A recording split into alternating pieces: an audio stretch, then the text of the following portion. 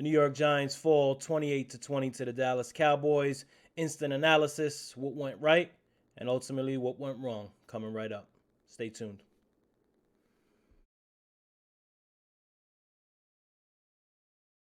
Thank you for tuning in to another episode of Tommy's Takes. I'm your host, Tommy G. Could have been anywhere in the world, but you're here with me, and I appreciate that. Please like, subscribe, turn notifications on. Check me out on Twitter over at TommyG105. Check out the Giants Country team, pumping out tons of great content for everybody. And thank you all for who have supported. Let's get right into it. Tough night for the G-men. I wish I could be the bearer of better news. Unfortunately, the Giants fall 28-20 to the Dallas Cowboys. It is the Giants' 11th loss in their last 12 games against Dallas. Just cannot get over the hump with this team. And it looked good tonight for the majority of the first half. Giants came out swinging. Unfortunately, so did the refs. And the Giants made some stupid penalties too. Giants come out, get a touchdown early, called off the board on an illegal man downfield on Tyree Phillips. Seems like the Giants have had half a dozen of those illegal men downfield calls so far this season. And listen, like I said in the last episode, first-time offensive coordinator, first-time head coach. Yes, it's the NFL, but these things are going to happen and happen in a really inopportune spot. Giants did settle for 3. I mean, it turned to I believe it was a 4th and 32 on that drive. Gano came in, hit a 57-yard field goal, and Giants were on the board 3-0. And second quarter looked even better. Giants put up a touchdown, got a couple picks off of Dak. The defense was played inspired. Wink was calling just the right blitzes to get into the gaps. And Giants actually had a 13-7 lead at halftime. And everybody was feeling it. You know, the defense was playing well. You know, Jones looked okay. I thought Jones had a little bit of a rough game tonight. Not going to lie. I didn't think it was his best game. Missed a couple throws, including a huge 4th down one we'll get to a little bit later. But the first half was pretty much all Giants. The thing that bothered me about that first half is you have Dak throwing 2 interceptions. You have, other than penalties, pretty much everything going your way. You know, you got a couple calls against Dallas also, and you're only leading 13-7 at halftime. So it kind of had that eerie feeling that things weren't going to work out for the Giants, and it didn't. Cowboys come right out to start the second half roaring. They take a lead. Actually scored 2 touchdowns in the third quarter. Before you knew it, this game went from 13-7 Giants to 14-13 Dallas, then 21-13 Dallas. Dallas just came out with a much better game plan in the second half. Wink's blitzes were not hitting in the second half. Darnay Holmes was getting torched. He was on CeeDee Lamb. Darnay Holmes, I don't want to rail him too bad because, listen, that's a tough matchup. CeeDee Lamb is one of the best corners in the league. I did think Wink should have adjusted that game plan. And listen, the number one reason the Giants lost this game, there are several issues. There were some coaching issues in the game. There was, being down by 2 touchdowns with still 8 minutes left and just basically taking your every second off of the clock on the offensive side of the ball. Got to show a sense of urgency there. You got to listen, I know there's injuries, there's players hurt. You feel like you're running up a hill in slow motion, but you have to stay in attack mode because the Giants did end up scoring a last-second touchdown, and they had no time left. Richie James scored on a pass from Jones, and there was no time left anymore for the Giants. They lose 28-20. But, the first half, let's go back to the first half. The first half was a surprise because coming into this game, you assume the worst. Giants missing, I believe, 9 starters combined, both sides of the ball, unheard of. Against the Dallas team, I think was missing 1 starter, and you're playing on basically a primetime game, Thanksgiving, in front of the country. You're missing Adoree Jackson. You're missing Sterling Shepard's been gone. You've traded Kadarius Toney. You're missing, 4/5 of the offense. It's just a disaster. But the Giants came out in the first half inspired, and they played inspired football. They did whatever they had to do on defense. They were beating their guys. Huge shout out to Kayvon Thibodeau. He had a hell of a game. I know he just missed a couple sacks. He didn't get his sack. A couple of holding penalties called on him. He was ferocious. It's unfortunate he hasn't been getting the sacks, but he was a man on a mission tonight. Even the announcers were like, wow. And he really did an amazing job. Cowboys ran the ball well again. They had some big third down conversions on pass attempts. Michael Gallup had a field day with this Giants secondary. Dak Prescott, after he got those 2 interceptions out of his system, was essentially flawless. And I just think that the adjustments weren't there in the second half for the Giants, which is surprising because that's something this coaching staff has excelled at so far this season. But you don't know if it's because of the injuries, right? So Jones didn't play well tonight. Barkley didn't play well tonight. The defense in the second half didn't play well tonight. The coaching didn't look like it was good tonight. Nothing was good enough tonight. But you don't know what to attribute that to. Is Jones starting to regress from his hot start in the beginning of the year? Same thing with Barkley. Same thing with the coaching staff. Or is it just the fact that you have backups out there that are not executing, that are making penalties, that are dropping interceptions, that are not tackling properly? You had several issues tonight in this game. I mean, you had just we'll go to the first half. Cowboys had 80 yards rushing in the first half. Basically did what they wanted to on the ground, and they were just getting started rushing-wise. They finished the game with 168 yards rushing, 6.2 yards per play to the Giants' 5.1 yard per play. And this Giants offense just looked broken again in the second half. And it's a shame because going into this season, the Giants offense did not have the personnel to have a high-powered offense. But they did have Sterling Shepard, Kadarius Toney. They did have weapons, so to speak. And those players are all gone. And you go into a game tonight, shout out Darius Slayton. He had an amazing head-top catch that would lead to a 1-yard Barkley touchdown in the first half. That was awesome. That provided a spark. After that, you're thinking this team's starting to roll. They're going to get it going now. But the personnel is just not there. And it's frustrating because it makes it harder to assess players you're trying to assess. Makes it harder as fans and analysts to assess a new coaching staff because you really can't fault them for going out there and having backups everywhere. It was a close game. They lost by 1 score, and not making excuses for the Giants, not making excuses for anyone. Like I said, I didn't think Jones played well. I feel like there's something wrong with Saquon. It's probably his shoulder that he hurt a few weeks back in Green Bay. But you can't really tell because there's backups everywhere. There's rookies upon rookies, rookies backing up rookies. So it's really hard to get a full assessment of what's going on. And in that first half, you're like, okay, maybe this is going to happen. Maybe the Giants could finally put all this nonsense behind them.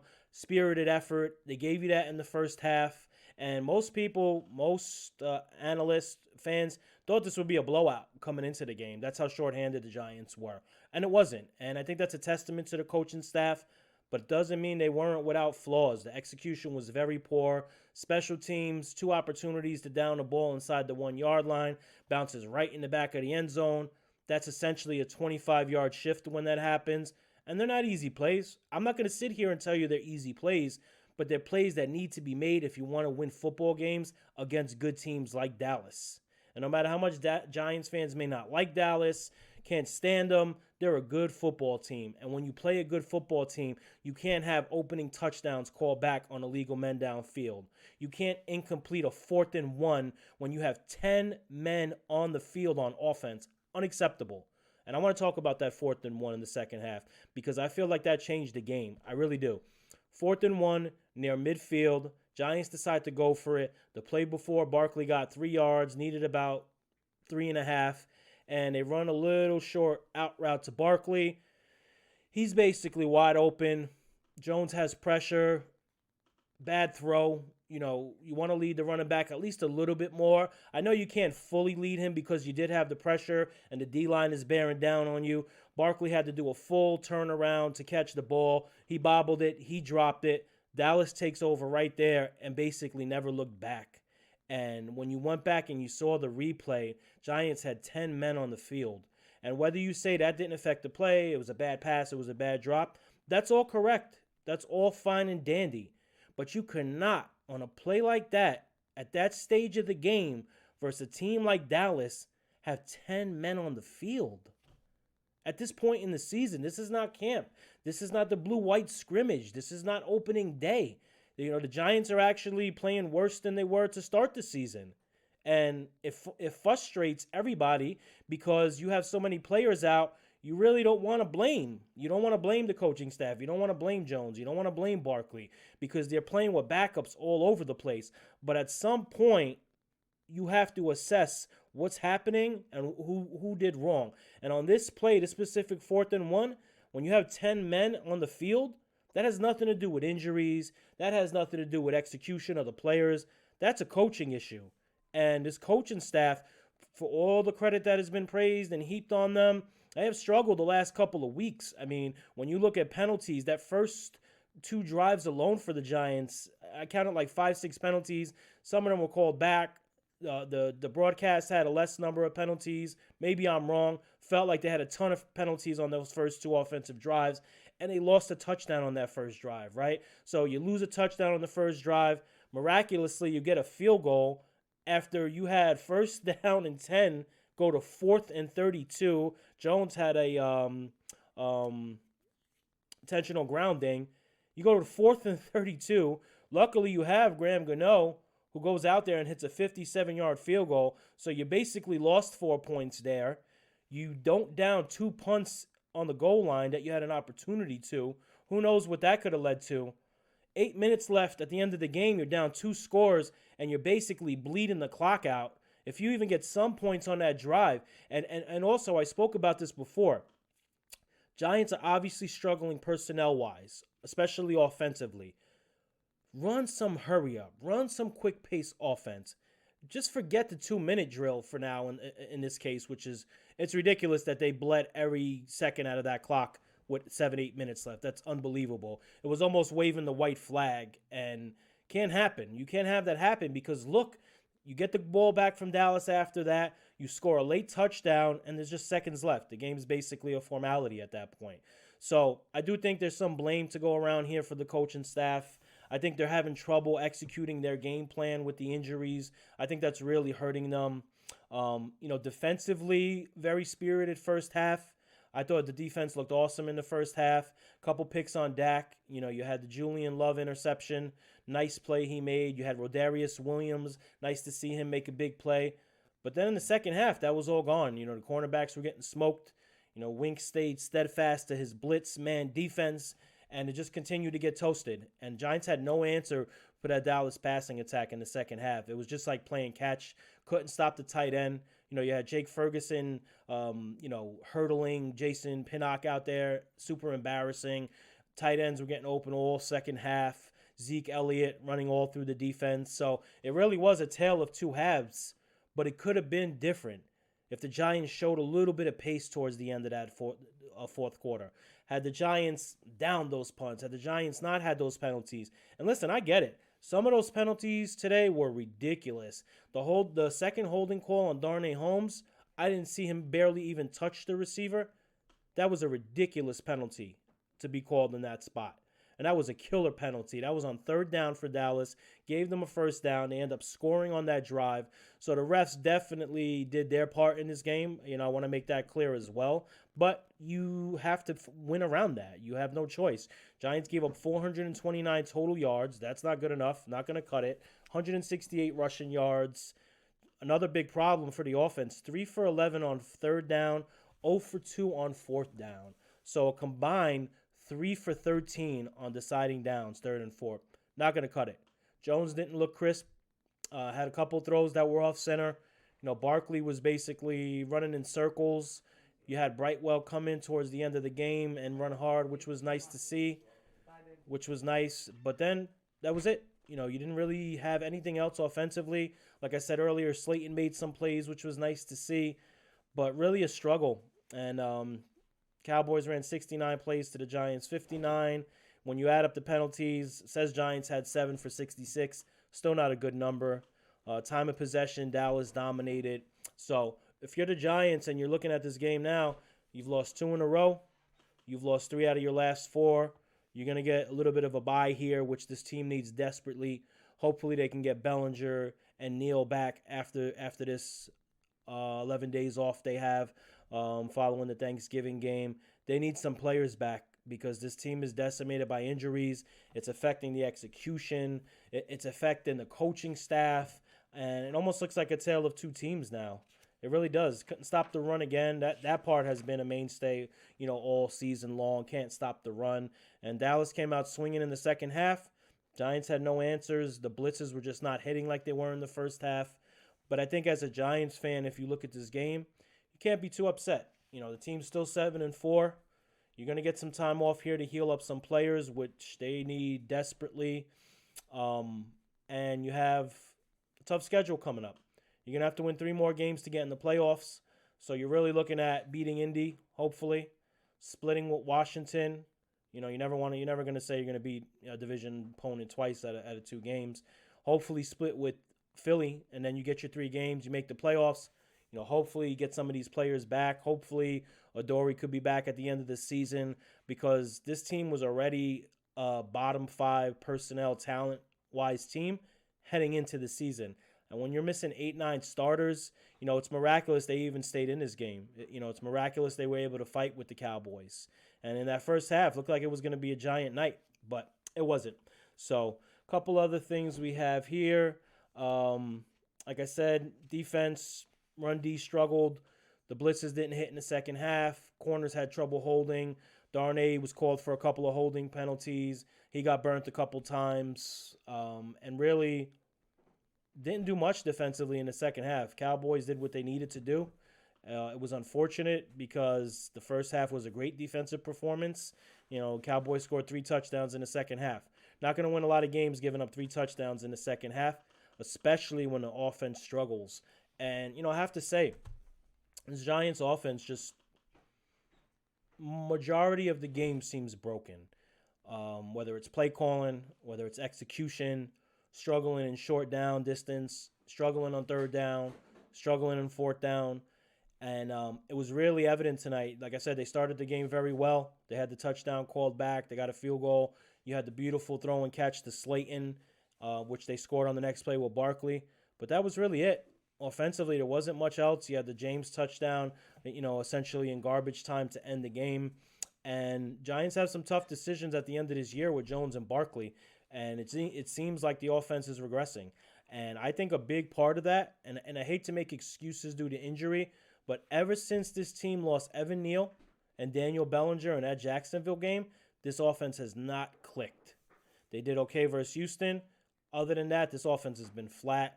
Neal, Bellinger, they need to get back healthy after this mini bye that they're going to have here, because this offense is in trouble. There's no playmakers really other than Slayton, Barkley. There's no help on the way. There was no trade at the trade deadline.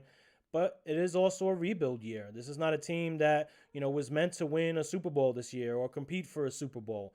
So these 7 wins that they have, as Giants fans, I would still appreciate that. I would still have hope for this season as far as making the playoffs, though I think it's going to be a lot harder than anybody expected, unfortunately, because you've lost 3 out of 4 here now. And you've lost in pretty convincing fashion today. Didn't play well against Seattle. Detroit dominated you last week. Detroit actually is looking like a much better team, almost beat Buffalo. But definitely some stuff to worry about. But again, to me, it all comes down to execution.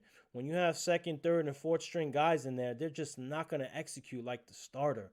There's a reason there's depth charts. There's a reason the starter gets paid millions and millions of dollars and the backups get less, because they can't execute the same. They're not the same type of player. And when you see a game like tonight where everything I've mentioned execution-wise, it's because you have backups in there. It's because you have rookies in there, right?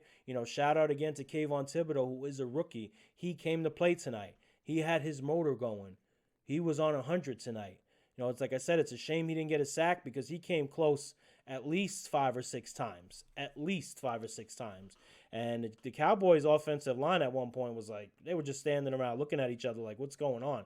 Even a couple of false starts mixed in there. So, quick recap. Giants came out blazing. Still shot themselves in the foot on that first drive where they got the field goal. But they got to the line quick. They had a nice pace to start the first quarter. Completed a couple of nice passes. Jones seemed like he was in control. And then just little by little, the wheels fell off the offense. And you've seen it even in the second quarter, towards the end of the second quarter. And then the second half, that was it. The Giants scored 7 points in the second half, and it came with seconds left. That's not going to get it done. So, you have this extended period of time. I'm sure there's going to be a lot of self-scouting, self-analysis by Kafka and Dable because they don't want to field an offense like this. And yeah, the Giants scored 20 points, but they should have had more. Should have had a touchdown on that first drive. Not the first drive, excuse me, the second drive after the turnover. Should have had points there other than the field goal. And it depends what the coaching staff is looking at also. If they're looking at this team like, we need to make the playoffs, we need to do what we have to do, we're in a prime position, you have to really take an in-depth analysis because this is not cutting it. 2 for 13 on third and fourth downs is just not cutting it. You're not winning football games that way. It's just not going to happen. So, self-analysis coming up. You have the Commanders on deck, after you have this extended period of time. That's going to be Sunday, December 4th. That is a home game. I like the Giants' chances in that game versus the Commanders. Commanders have played well. At the point of this recording, they're 6-5, so that's not a gimme. But I do think the Giants coming out of this time off will do a lot of self-analysis. Like I said, they will heal up. I do expect, at the very least, Evan Neal to be back. Probably Daniel Bellinger. Also, a few of the players that were kind of not late scratches, but early week scratches, like a Fabian Moreau. I expect him to be back. So the Giants could still be in great position here. Get a few players back. Lick your wounds. Do the self-scouting. Got to fix this offense. I think the defense has played well, considering all things considered. They went down with the blitz. They lived and died by the blitz and man coverage tonight. Worked in the first half, did not work in the second half. But I do not think the defense is a problem. The problem with the Giants is on offense. They just cannot sustain drives. They cannot score consistently enough. The last couple of games, Jones has missed some passes he needs to hit. He needed to hit that 4th and 1 tonight. That was critical. That really changed the complexion, the pace, the momentum of this game, tilted it heavily into Dallas's favor. And Jones playing for a contract. So, he's got these next few games here to step it up because these last couple games have not been great for him. And when you're looking at giving a quarterback $30+ million, and I've been someone that's kind of been in Jones' corner. I think he's had a very raw deal with this team, with the personnel around him, but it is what it is. Time's up. It's show and prove time. Giants now are 7-4. So that's 11 games in the book. That means they have 6 games left. 6 games left for Daniel Jones to show and prove, show that he deserves $30+ million a year. 6 games left for Saquon Barkley to show and prove that he deserves a big deal.